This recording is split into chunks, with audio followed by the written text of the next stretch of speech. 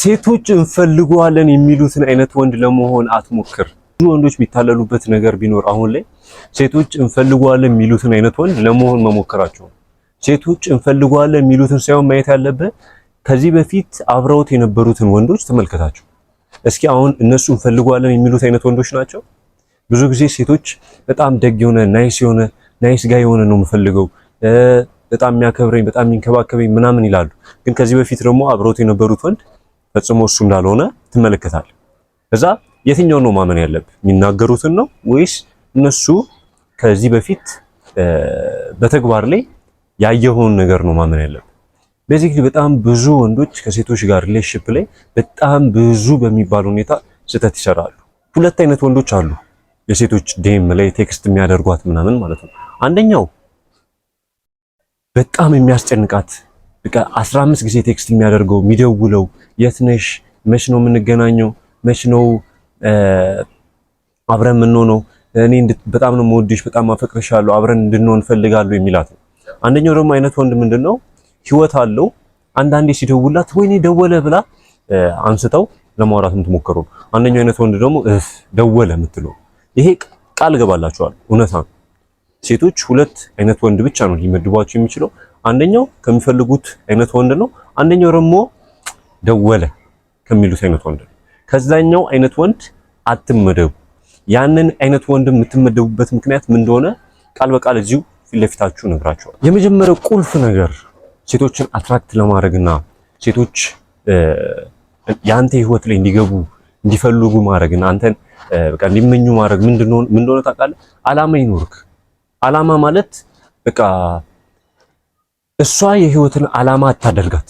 እንደዛ ብለው መናገር ራሱ አይደለም እኮ በቃ ማለት ህይወት ላይ ሌላ አላማ ሊኖር ይገባል።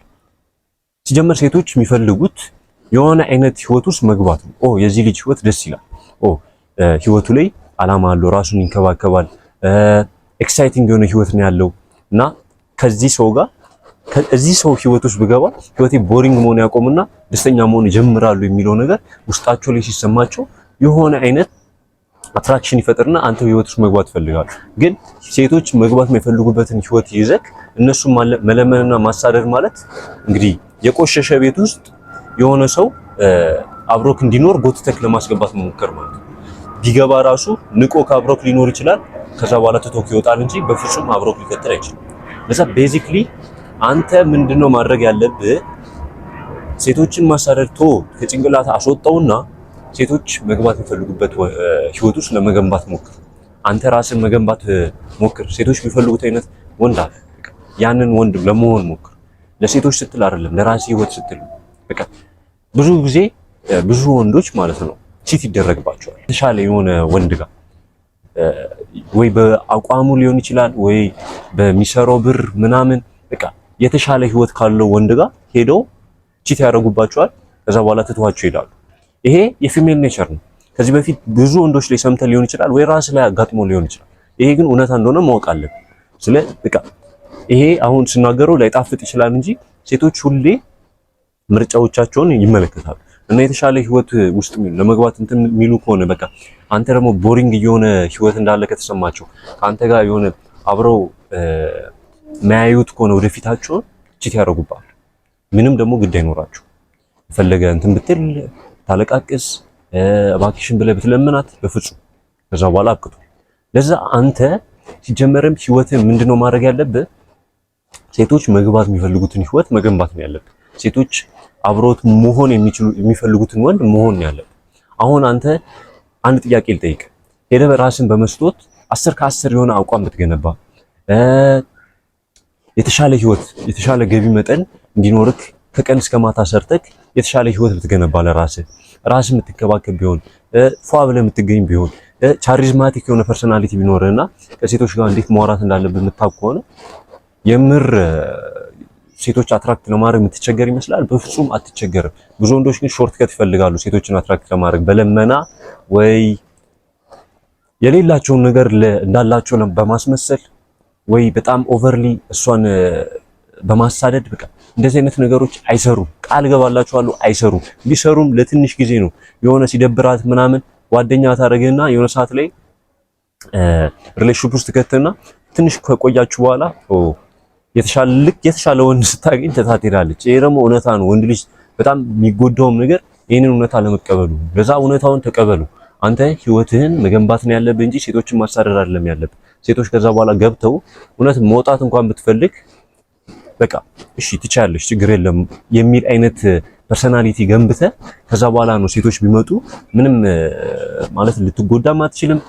እሱ ብቻ ሳይሆን ሴቶች ራሱ መውጣት አይፈልጉም ካንተ ህይወት። ለምን ሌላ ቦታ ሊያገኙ ስለማይችሉ ማለት ነው። ለዛ ቤዚክሊ አንተ ሴቶች የሚፈልጉትን አይነት ወንድ መሆን አለብህ መጀመሪያው ነገር ማለት ነው።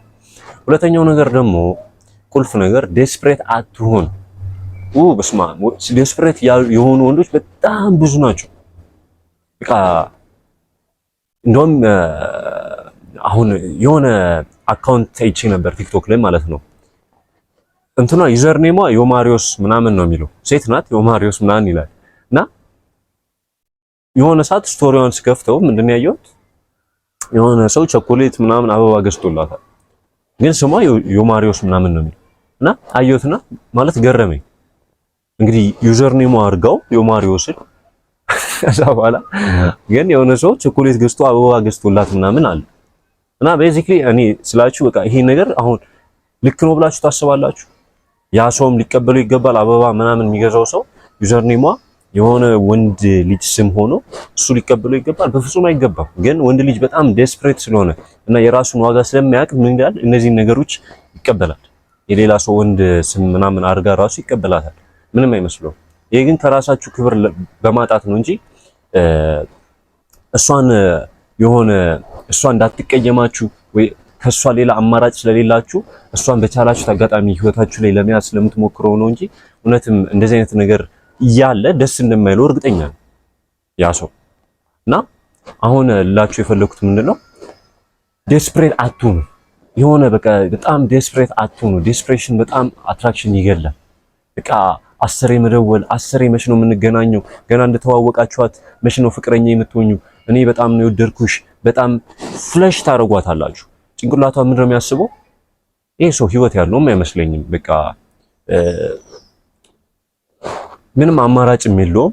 በቃ ማንም እንደማይፈልጋችሁ ማሳየት የምትፈልጉ ከሆነ ይህንን አይነት ባህሪ ነው የምታሳዩት። ከዛ በኋላ ውስጧ ላይ ምንድነው የምታስበው? ኦኬ ይሄ ሰው ለራሱ ክብር የለውም፣ ገና እንደተዋወቀኝ እንደዚህ አይነት እንትን እያሳየ ነው። ከዛ ምንድነው የምታስበው እሷ? አንተ ለራስን ዋጋ ስለማታውቅ እና ራስን ስለማታከብር እና ትንሽ ትኩረት አግኝተህ ስለማታውቅ፣ ከሴቶች ምንም አይነት ትኩረት አግኝተህ ስለማታውቅ የሷ ትንሽ ትኩረት ስትሰጥ ፍቅር እንዲያዘክ ነው።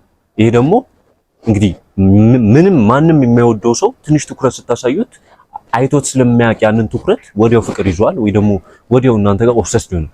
ይሄ ደግሞ ለነሱ ምን ማመልከቻ ነው? ከሚጠሉት ወንድ መሃል ምንድነው ማንም የማይፈልገው ወንድ አይፈልጉ፣ ማንም የማይፈልገው ሴት አይፈልጉ። ሴት ልጅ የምትፈልገው ሌላም ሴት የሚፈልገው ወንድ ነው። ቃል ገባላችኋለሁ፣ ይሄ እውነታ ነው። ሌላ ሴት የሚፈልገው ወንድ ነው የምትፈልገው።